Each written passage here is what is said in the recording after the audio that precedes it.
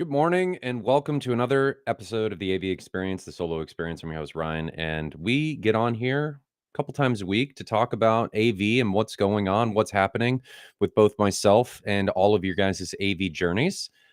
It's been, when did we do this last? We did this on not Thursday. Well, I can't even talk this morning. We did this on Monday, and today is the next day. So I have been quite busy, not on my AV journey, but we got our garage painted. You never realize how much stuff you have until you have to move all of it. And I had to move all of it out of the garage and into the shop I have for the AV experience that I use mainly for storage. But it was a lot of stuff, like a lot of stuff. The shop is not big. I mean, it's 48 feet by 20 feet and it's full of just stuff from my garage. That's insane. I had way more stuff. I was way better at pack ratting this stuff than I thought I really was because I had a lot. So now it's time to purge. What am I keeping at the shop? What am I not? What is coming back? There's not a whole lot here right now. I felt like there still was a whole lot here because it took up a lot of room in the garage or in the driveway while they were painting. Got a new toolbox, got some cabinets that go up against the wall. So that's been my project for the past couple days. And that was a lot. That was a lot of lifting. I'm still not done. I got to put lighting up, got to do all of that. So that's been my project. I hope this is working. It is working. Because last time I got on here, you guys couldn't hear me, but that is working. Haven't watched any movies. Haven't even had time to make it down to the theater. So that's been lacking. Lack of a better expression. Haha. That was terrible. It's funny when you say the same thing, like that was lacking, lack of a better expression, and you say the same words just in different contexts because you're not creative and can't think of different things to say. But it is what it is. I've had a lot of people reach out and talk to me about the LS 12,000, and I think this is a good topic for today of what projector makes the most sense in given situations. And I think there's a lot of factors that go into this. The biggest one for most people is budget, right? Budget plays a dominant part in what piece of equipment we can choose or we decide to choose. So some people will have you believe that budget doesn't really matter. We shouldn't discuss budget at the beginning. And I want to know, do you guys think budget should be one of the first things to be discussed? Because some people will say, I don't even ask the budget question. I just say, what do you want? And then pick a projector or a piece of equipment accordingly. The problem with that is if I ask you, what do you want? And what you want only something like, because maybe you don't have the knowledge base, and there's nothing wrong with that. Maybe you don't have the knowledge base to know every projector and what that piece of equipment or projector can deliver. And what you want tells me you want a Christie M4K 25. It's like a $90,000 MSRP projector. If I then tell you, hey, you need a Christie M4K, and here's how much it costs, $90,000, you're going to think I'm crazy. And you're going to think probably that I'm just out to try and get as much money out of your wallet as possible. Yes? No? Maybe? What do you think? Would you agree with that? That's how I feel. So I think budget 100% matters because I need to know how much you want to spend. What is your target spend for this particular project? It's like you're going into a basement. You're doing a basement remodel for those of us that have basements or any part of a home or a condo or apartment, whatever. You're doing a remodel. One of the first things you're going to try and figure out is how much can I allocate to this project? Now, the unfortunate part of that when you're talking to a salesman, because I am a salesman, I try not to come across as a salesman, but I am a salesman because I do sell things for a living.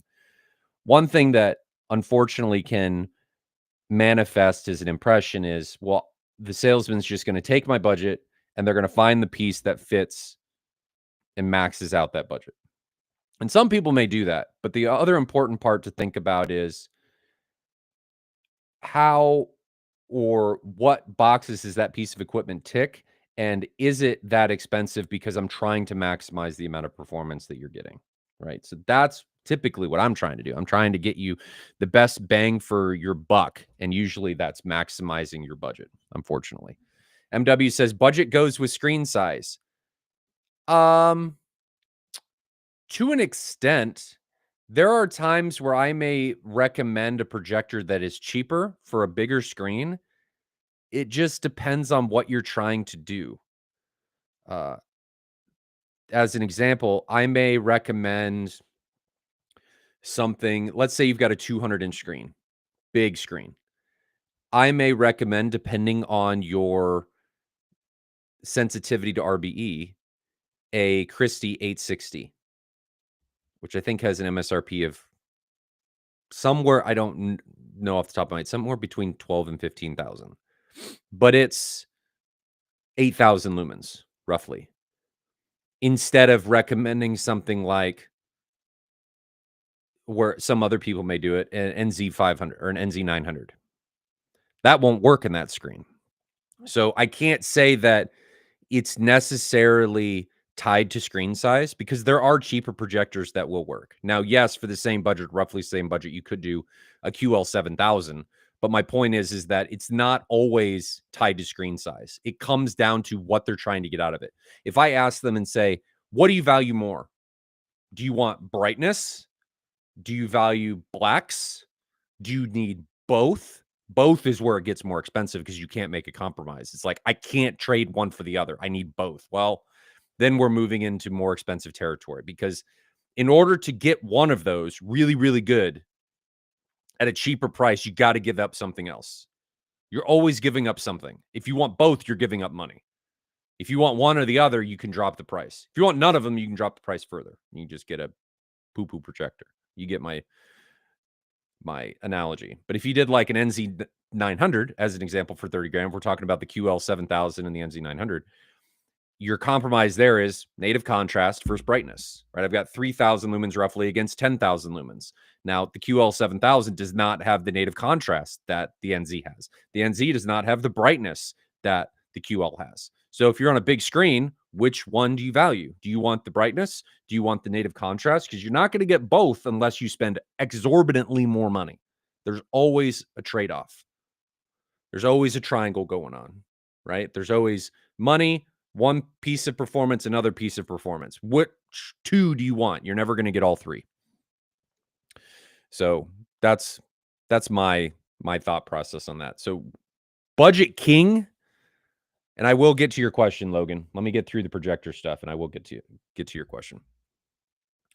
Budget king, to me, at least for the enthusiast, when we're talking about enthusiast level projectors, there are cheaper projectors than this. I just think they're not bright enough. They have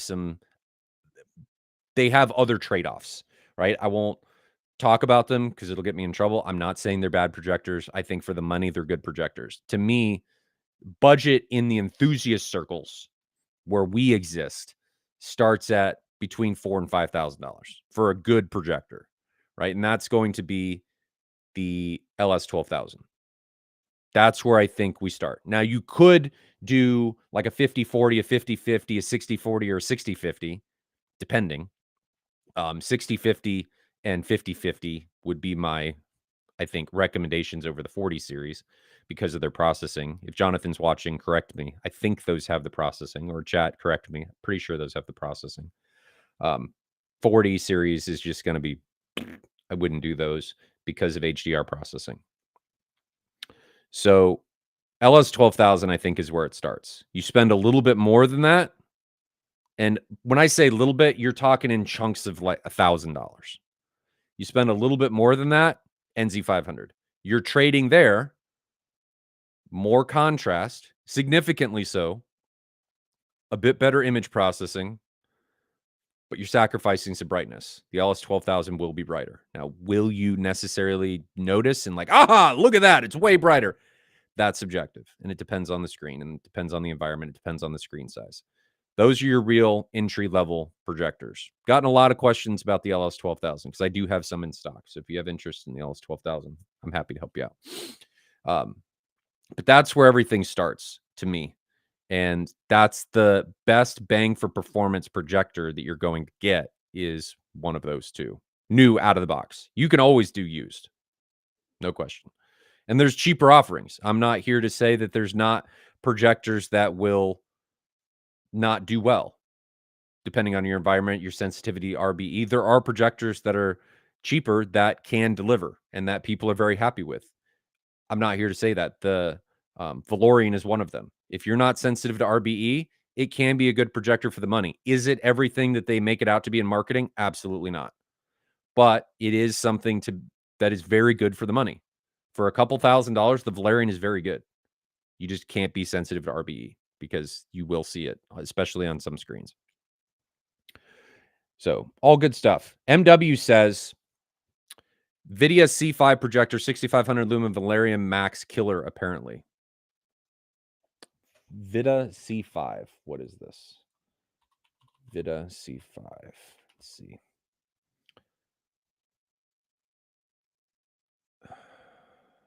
Oh, it's Hisense. It looks very similar to the Valerian.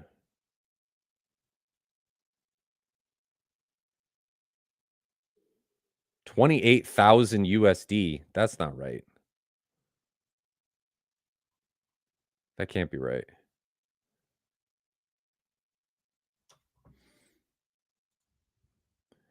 $200,000 yen.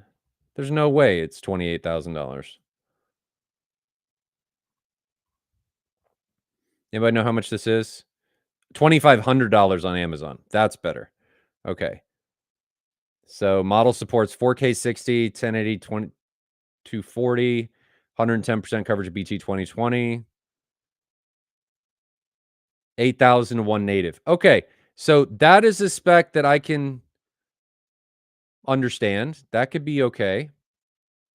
We're getting into the realm of acceptability there. And by acceptability, I mean good. Like I would be happy with it. Not acceptable was the wrong word. I mean good. When you start getting around 10,001 in a lot of situations with projection, to me, depending on what you're after and the price and stuff, that is good enough to me in a lot of situations. My Griffin gets 5,700 to 1 at 300 nits. So it's lower than this. Now you do VDR, it'll go up exponentially with dynamic contrast, but 8,001, it's not bad. Not bad. I don't buy the dynamic. I think that's you're never gonna get that. But that everybody does that. Everybody plays that game. That's all I know about this projector. So cool. I like the option. I like having more options, regardless if I would ever use them or recommend them. The point is that people are empowered to make their own choices. Whatever they think fits and ticks all the boxes for them. I am here simply as a steward to help you on your journey.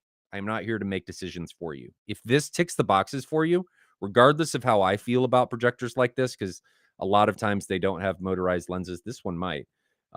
They have too many compromises for me, but for a lot of people, this would do great. And I don't have a problem with that. Looks cool. Looks fancy. I kind of like the gold. I don't know that I like the gold in a room. That's interesting. But hopefully it's a good contender. Hopefully it does well. Hisense makes good stuff. So that's cool. Thanks for bringing that up, MW. I like that. That's awesome.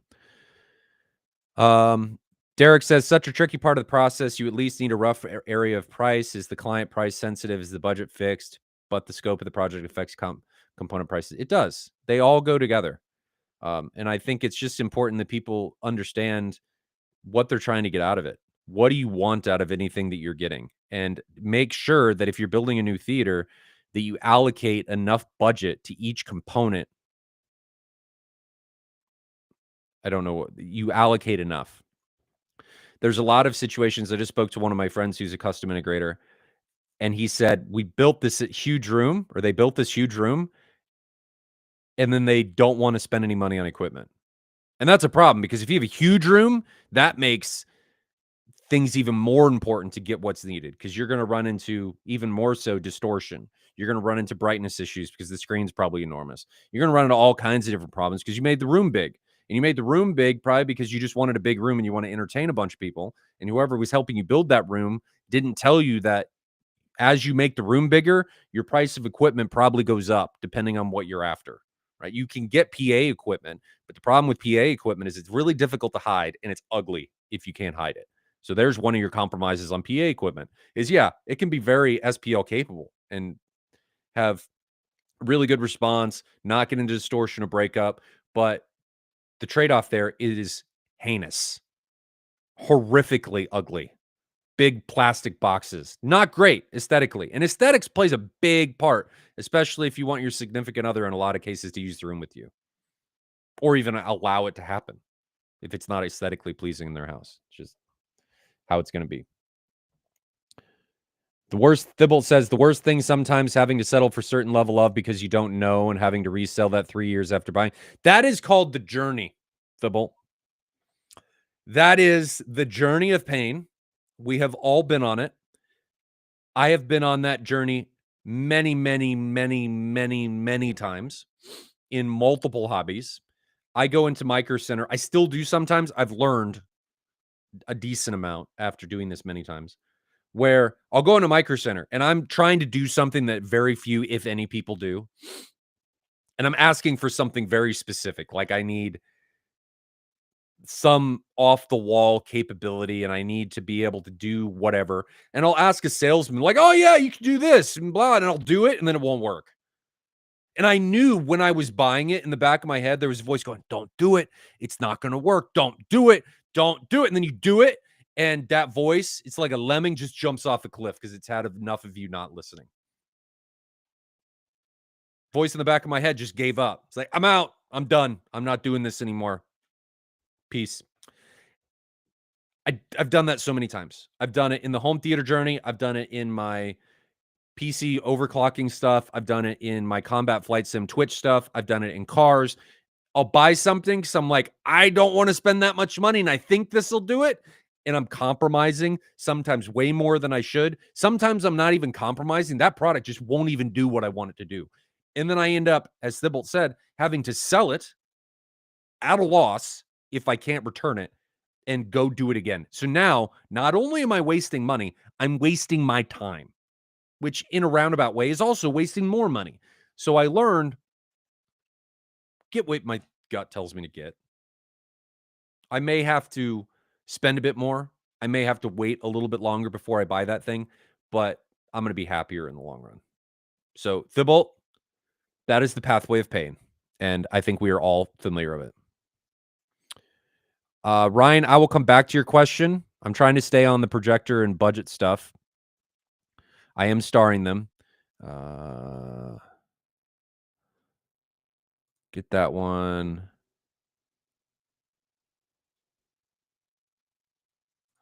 I'll take Majek. So Majek is talking about the AVS forum podcast, The Front Row, that I do with Eric Wesley, who's the editor-in-chief of AVS Forum. And we did one with Rob. Why does his last... I'm terrible with names. Terrible with names. A lot of you guys know, if you watch me with Jonathan, that sometimes I'm like looking at Jonathan and my brain's going, I don't even know his last name. What is going on? I can't spell his last name. Now I don't even know it. It's fun England, by the way. I can't think of Rob's last name. What is Brennan? Is it Brennan? I can't. What is wrong with me? I think it's Brennan. Rob Brennan Epson. Brennan. I think it is. Chat will correct me. Chat, please correct me if that's wrong. Rob, I apologize profusely if that's not it, but I swear that is. I'm just bad with names. I'll remember your first name in most cases. Maybe getting hit by a truck on a motorcycle had something to do with it that I can't remember. No, it was bad before that. I can't use that as an excuse. It was always bad. But that podcast, we talked about HDR and we talked about SDR and we talked about why and the history and why it's a thing and what's important and, you know, all that stuff. So if you haven't watched it, it's on the AVS Forum YouTube channel. You can get to it directly from the AVS Forum website. You can listen to it on Apple Podcasts, Spotify, all that stuff. So if that interests you, it's fun. I enjoy talking about that stuff.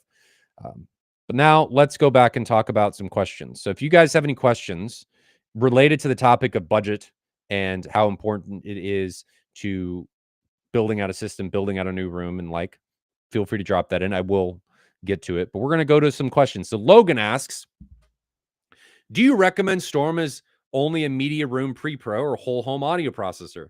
If there is also a great room system and bedroom, etc., would these have separate processors for the sake of flexibility? It depends, Logan, on how you can control them. So the Storm can run multiple rooms. So if you wanted to have the Storm run a media room and a bedroom, you could absolutely do that. You just need to figure out a way to control it, right? A lot of times that's IP control. There are free ways to do that. You're going to have to be your own tech support if that's what you want to do, but there are ways that you can save money, and that's what I use, actually. I use HT Web Remote, done by one of my friends, Nick Olroyd, who lives up in the North Midwest states outside Chicago. And it's fantastic.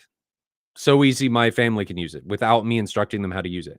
So if you're trying to do a multi-room solution, you've got to think about how to control it. There is a Storm app that you can utilize to control it. It requires more button pushes, which I'm not a fan of because it lessens the usability. So to me, you're going to want some type of IP control, but it can absolutely do it. Storm to me is one of those in-game products, right? It's one of those, regardless if it's one room or multi-room, it is a system that takes you along with Trinov. Trinov's right up there. If in some, they trade blows, they're better at different things. It represents the end. So if you're interested in Storm, Logan, I wouldn't hesitate. I bought one as a dealer. I talked about this last stream on Monday, I think. I bought one as a dealer, or not as a dealer, before I was a dealer, and paid MSRP, and I would do it again. I would, no question, do it again because of my experience with that. How it furthered my knowledge because of the things it could do, because I'm an enthusiast and I want to get in and play with things. The support that is offered for that product, which is part of what you're paying for is in a boutique product, is you're paying for better support. The build quality, it's just an amazing piece of equipment. So if you're thinking about it, I would do it if I were you. And if you have any more questions about it, do not hesitate to reach out. I did work on the bot, guys. For some reason, it's not working. So it's there and it's a moderator to the channel. It just doesn't work. And it's probably because I put it on the wrong channel or something. So I got to go back and look at it. It should be working, but it's not. So you would be able to just type like !sales and it would bring up my contact info and the spreadsheet, but it's not working right now. So my fail. But Logan, if you have any other questions, shoot me a message. Because to me, if you're thinking about Storm, it's the way to go. And I would not question making that happen. Ryan asks, Ryan, best tower for 2-channel music listing, budget 10K. Is this with subs? Do you have subs, or is this subless? Are these towers living lonely lives without dedicated subs? Best towers for 10K. A big part of that is going to be how far away are you listening? How big's the room? What is the room like? The room plays a bigger part in this than most people think. Living room? Let's say living room.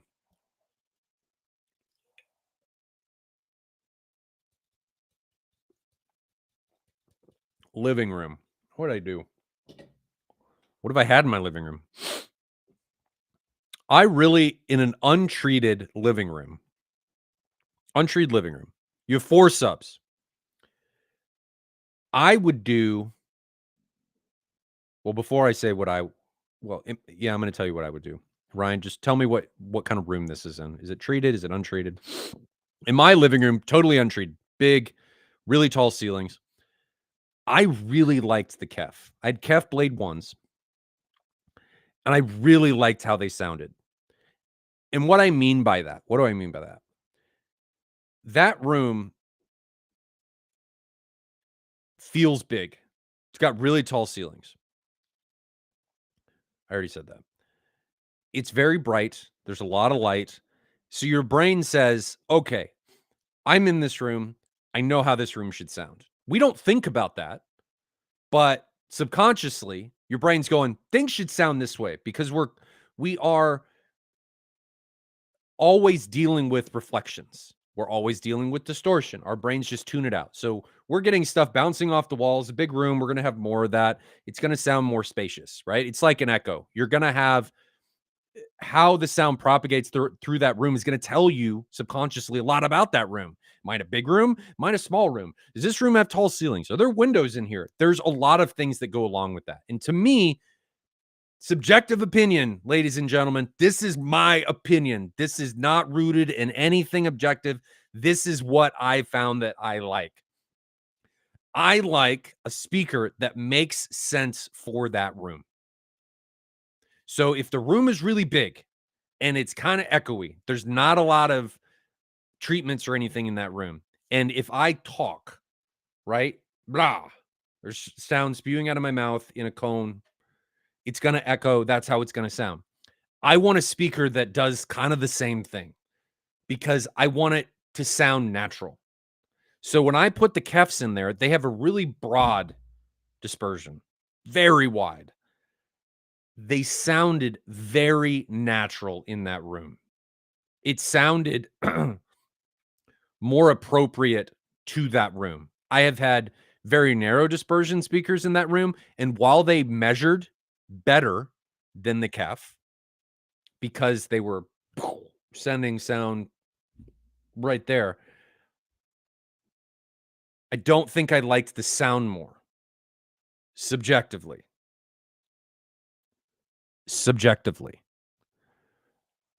I want a speaker that makes sense for the space. That is how I feel. And the Kef are my favorite that have been through that living room. And there's been a bunch of stuff that's gone through that, including Black Swans, Perlisson S7Ts, Martin Logan F200s, Martin Logan Masterpiece 15As. What else has been in there?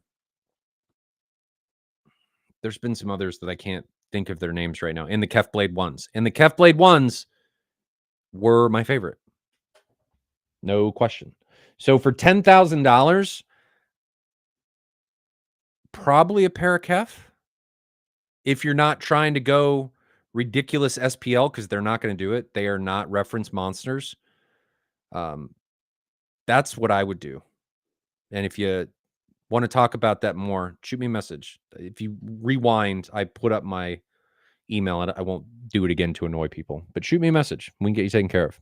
And we can talk about more of what you're trying to get out of those speakers. Let me make sure you're not saying anything else. You have 4 subs. Yeah, you haven't said anything else. So I would do Kef. It's the direction I would go for. Tiki time. What size screen should I get? Whole room like you? Room specs, floor to ceiling, 7.5 feet, 15 feet wide. First listening, 11.5 feet. Second listening, 17. Screen to projectors, 19 feet. Dude, that is an enormous screen. I don't think I would do whole wall like I did because it's 15 feet wide. I really like floor to ceiling. What I would do, and this goes for anybody, anyone that's in chat. If you don't know what you want to do, I highly encourage people to go experience it. And you need to do that because if you don't know what you don't know what you should do. You're kind of guessing and you're basing your decision on somebody else's opinion. While I can tell you, yes, I personally like this, that doesn't mean that you're going to like it. We are all the culminations of our life experiences. And what I like is probably going to vary significantly so to what you like. So my recommendation is if you're in the US, take a trip to Kansas City and let's find out. I'll pick you up at the airport. You can stay with me. The only thing you're on the hook for at that point is the flight. And flights to Kansas City can be had for pretty cheap. You could fly in. I have plenty of clients. I do this probably once every couple weeks. I'll have a client that I'll go pick up from the airport. Even if you don't buy from me, I don't care. Again, I just want to be a steward of your journey. I want to help you make a decision so that that decision is representative of you and what you're trying to get out of the system, not what, oh, here's what the spec says, and you need to be this many degrees and all that. Just get rid of that. It's important to do what you want. That is the important thing. And to get equipment that allows you to do that to the level that you want to get to. So, Tiki Time, if you're in the US, come to Kansas City and you can see, because my screen is floor to ceiling, wall to wall. And you can decide, do I want this? Or is this too big? For you, if it's second row, one thing to consider is, do I care about the people sitting in the second row? To me, no. I didn't even put a second row in. That's how little I care about people in the second row. But for you, you do a floor to ceiling screen, second row is probably not going to be able to see the bottom if they don't have a really tall riser. But a lot of people that sit in the second row really don't care. And that's what people seem to forget. The only real person that cares in a lot of these situations is you. Your spouse probably doesn't care. Your kids think it's cool, but they probably don't care. The only real person that is obsessing over this and that's going to be upset about not seeing the bottom of the screen in the majority of this time is you. Don't design a space for the 1%. Design for the 99% use case. If the people that sit in the back row, maybe they're your kids and you want them to have a good experience. In that case, I get it. But if you're just putting a back row in case you're entertaining, don't make compromises for that row. It is not worth it. You're giving up too much for something that is hardly ever going to be used. And if it is used, in the majority of cases, it's not going to be used by people that really care. I have people come through the space all the time that are not enthusiasts, and all they think is this is super cool. They do not care at all about anything else because it's not what they're into. And that's okay. They just want to see something cool. That is perfectly fine. We're all different. So everyone that's doing multiple row, just ask yourself that question. I am not saying don't do multiple rows. I am simply saying do it correctly and do not compromise on the space's capability for that second row. This gets easier to get by and work around if the room is really big.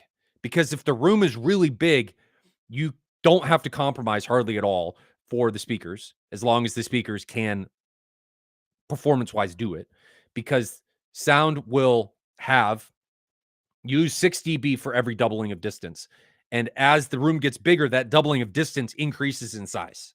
So your fall off lessens and you actually get more consistency over a longer distance. So dealing with second rows becomes less of a problem. Unless you're dealing with screen size, then it becomes riser and so on. But bigger rooms, less of a problem. Smaller rooms, like the majority of us in near field listening, more of a problem.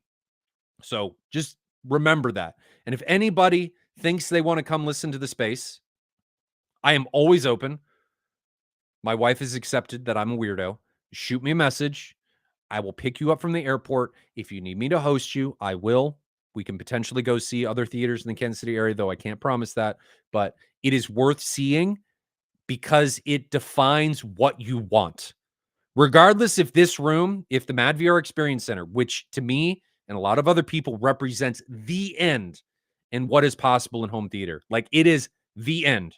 It's a small room. I am compromising on some things, but for the center, like 3 seats, if you're sitting next to each other, there's nothing better in the industry. It is the end. It redefines for dealers, vendors, reps in the industry, what is possible in the space. And the reason I think you should see it is because it allows you to decide what you want out of a space. What do you value? You don't come there thinking, I'm going to make a copy of this theater. That's not what the Mad VR Experience Center is for. It is there to show what is possible in every capacity. Because if it doesn't do that, how do you know what you want? How do you know what you value? How do you know what, oh, I can compromise on this because I want this because of my budget? And that's perfectly fine. But you don't know that until you experience it. Otherwise, you're just guessing. Or we go back to MW's or Thibault's discussion. I think it was Thibault, where you're buying stuff and then selling and then rebuying and then selling and rebuying because you're trying to experience all of these things. When I would just encourage you, go experience them at a theater that's already doing it. I'll get off that soapbox, but that's what I would do. That's a great question, Tiki. I kind of went down a rabbit hole on it, but yeah. Anyway, I think it's important for people to experience things. MW says LG just released the first active matrix micro LED. Should be noticeably better than previous generations. Active matrix. Can you define what that means, MW? What does that give us? What does that deliver? All right, now I got to ask you. So MW, while he's answering my question of what an active matrix is, he says, I've been a JVC fan for ages, but now I'd take a Sony Bravia 8 or 9 or the JVC. Why? Why did that change? Context. I need context. And you're not delivering. Jeff, is direct art worth it if your main bed layer speakers don't play down past 80 hertz with an out substantial? Yeah. Yeah. Art doesn't necessarily care. I mean, it does, but it's going to use, even when you're rolling off, it'll still use that stuff in support. So that's okay. Because take the Experience Center again for an example. The 12s roll off very rapidly after about where you're at. I think my crossover for them is like at 110 or something. They roll over rapidly after that point, but they're still in the support matrix. They're still able to support other speakers. So I would still allow them to support for sure. And don't take that as gospel. Go try it.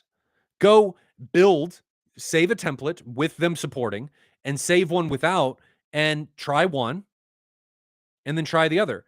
And to do it properly, convince your spouse, if you have one, convince your kids, convince a friend to teach them how to change it. You're going to have to reprogram it if your processor can't do multiple art. Storm can, but I don't know if some of the other ones can. Where you can change it, they'll change it while you're out of the room. Come back in and see if you can tell which one it is. Do it blind. The best way to do these things is do them blind. Because if you have a sight where you can see, you're going to have a sighted bias. And that's going to introduce a subjective bias because you know what you're listening to. If you don't, and you're asked, hey, which one is better? Listen to this one, and then go back and forth several times. You may surprise yourself on what you like. Or you may say, I can't tell the difference. And then you have that answer. And that's just as important. So test it, try it, figure it out. Got to try it.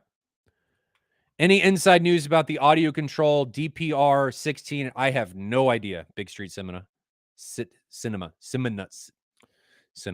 Jeez, can't talk. I have no idea. Are those like whole home? What is this? Audio control DPR 16. Audio control DPR 16.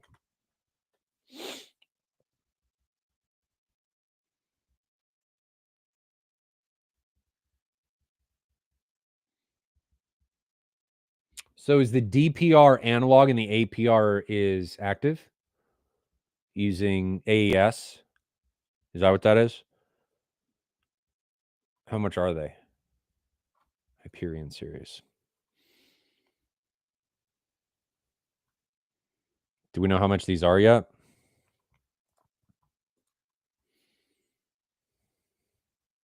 $8,000. I know nothing about them. What auto EQ do they use?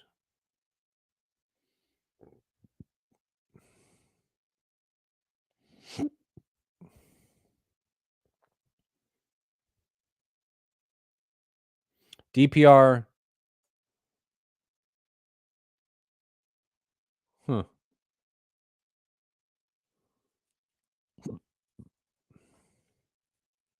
I think it's good for the industry to have more choices, especially in that price range, That price range is really limited as far as options. You're 8,000, 9,000. You're really looking at the AVM 90. You're looking at the AV10. Potentially, you could say you're looking at the Denon A1H. It's 7 something. What else?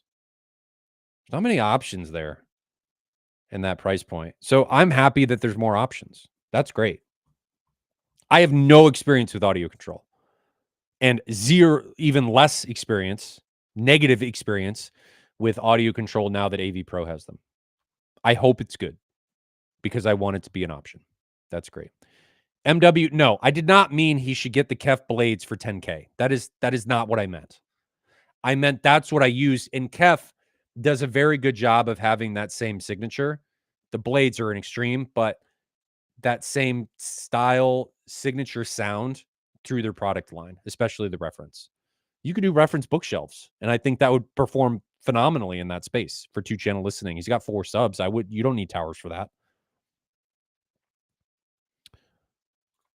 Anthony says, I haven't tried direct art upgrade on my Denon yet. What are the rooms where you wouldn't use it? I don't think there are rooms where I wouldn't use it. Unless the room is really bad, but no. I mean, art's going to be hugely helpful for bad rooms with active room treatment. So I wouldn't look at it that way. I think that's good. I think it'll help. About a toss. Waveforming, planar wave versus conventional subwoofer options. I've noticed that kick bass was more immediate and impactful outside, even with the same speakers. Does planar wave have the same impact? Outside. I don't know what you mean. I mean, you're going to have doubling aspects with planar. You're going to have benefits from doing some type of wave setup. Waveforming isn't, it uses that idea, but it's using a canceling wave coming from the back. And it's more, waveforming is the idea of using treatments and cancelizations. If you're talking like a planar wave from the front, it's not synonymous with waveforming. But if you can put subs in a planar wave setup, you'll have a good time. It'll be good. Because you're getting summing from having all of these drivers next to each other.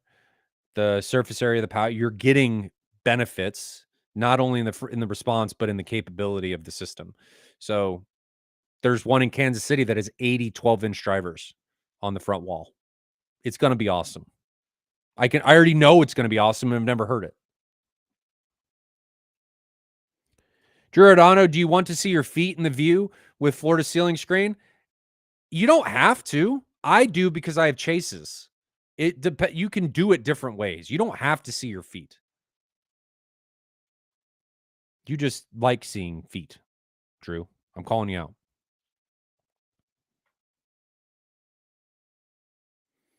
Taking notes, Ryan says, don't do I did not say that. I said, do a second row based on what you think your use case is for the space. That's what I mean. If your use case determines that you should have a second row, do a second row. If your room is conducive for a second row, do a second row. Would I like to have a second row? Sure. Am I willing to compromise? Absolutely not.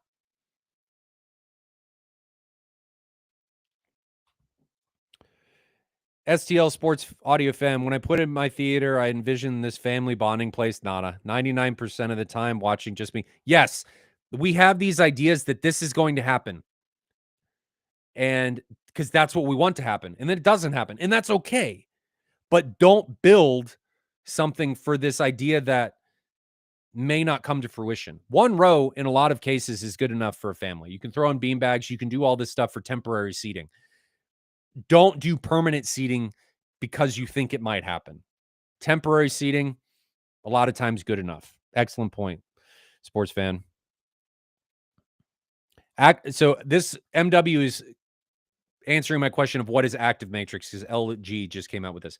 Active matrix is control of each pixel before they used to scan rows and columns, pulse widths, modulations, a bit like, oh, so it's more control. That's great. That is awesome. Good job, LG. That's fantastic.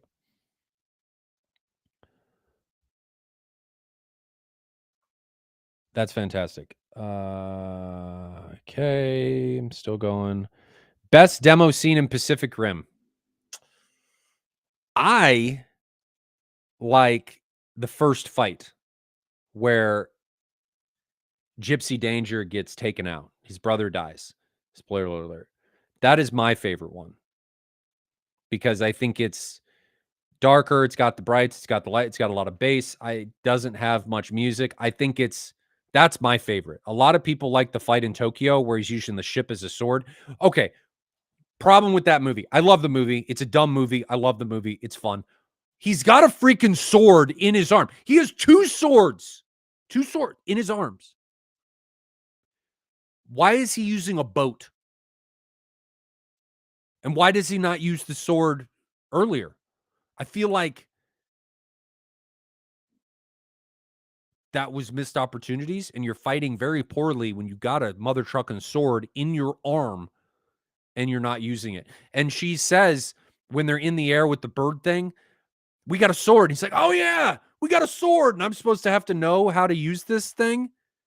And you didn't know you had a sword. I mean, maybe plot points. They added the sword since he'd been in Gypsy Danger. Maybe give him the credit of the doubt. But why does he not know he has a sword? Why is that not a thing?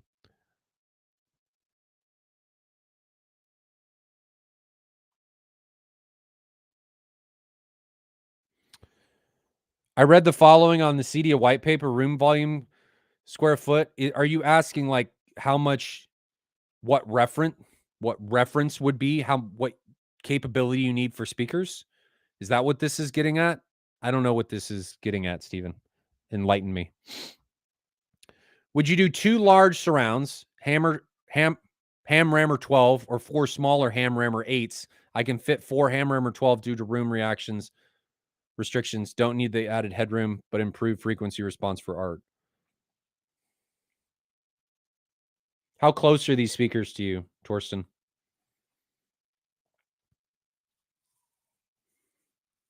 If they're really close to you, I mean, an 8 is a good driver. I need to, Torsten, send me a message so we can talk about this off stream. I'd like to help you. So send me a message, and I don't think you're in the US. I just want to help you. And this goes for anybody. Send me a message, info@ascendav.net or ryan@ascendav.net. And we can see about what I would do here. I can't answer it and say, yeah, go 12. I mean, yes, the 12 is probably better, but does it make sense to spend the extra money all on speakers, especially if it's going to be an aesthetic problem, if it's going to create other problems because they're bigger? There's issues. So they're 1.2 meters away, so 4 feet. I don't know. Send me a message. There's unknowns there. I don't know that you need something that big, but we've come to the end. That was a fun stream. I enjoyed that. These little 45-minute get-togethers. So the next one, let me check my calendar here. When can we do the next one? Next one is going to be, let's do Tuesday. We'll do Tuesday. Bam. Tuesday at 8 a.m. So I will book that. Next stream will be on Tuesday. And then we can keep this going consistently. Somebody said, don't burn yourself out. I don't feel like I'm burning I enjoy this. I enjoy these really short streams. I enjoy burning out is doing this for 8 hours. That is me burning out. I'm not going to burn out on this. 45 minutes is great. Get it in. Feel like I've done something with my day, interact with all of you. I think it's fantastic. So I think it's great. We'll do another stream on Tuesday, the 28th, before Halloween. And then we'll probably do another one on Thursday, would be my guess. But if you guys have any questions, if you want to come out to Kansas City, if you have any questions about product, if you want to buy something, whatever, do not hesitate to shoot me a message at info@ascendav.net or ryan@ascendav.net, and I will do my best to get you taken care of. Even if you're not buying from me, I just want you to have a good journey. We do have LS 12,000s in stock. I've got some Storm audio processors in stock. So if those are things that you guys want, they can go immediately, and we can orchestrate time where I can hand deliver the Storm stuff to you. So that's it. We're at the end. I will see you guys all probably tomorrow or this weekend with Jonathan for another official stream of the AV experience with Jonathan Von England. I do sometimes remember his name. I'm never going to let that die. But stay safe out there. Enjoy your AV home theater journeys. Enjoy the upcoming holiday. Watch some good movies, some horror movies especially, and let me know if there's anything good out there because I do enjoy those movies. I need to watch Weapons. That's one that I need to watch.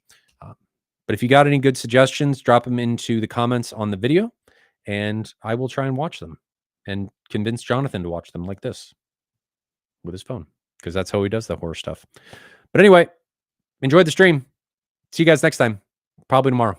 Have a good one.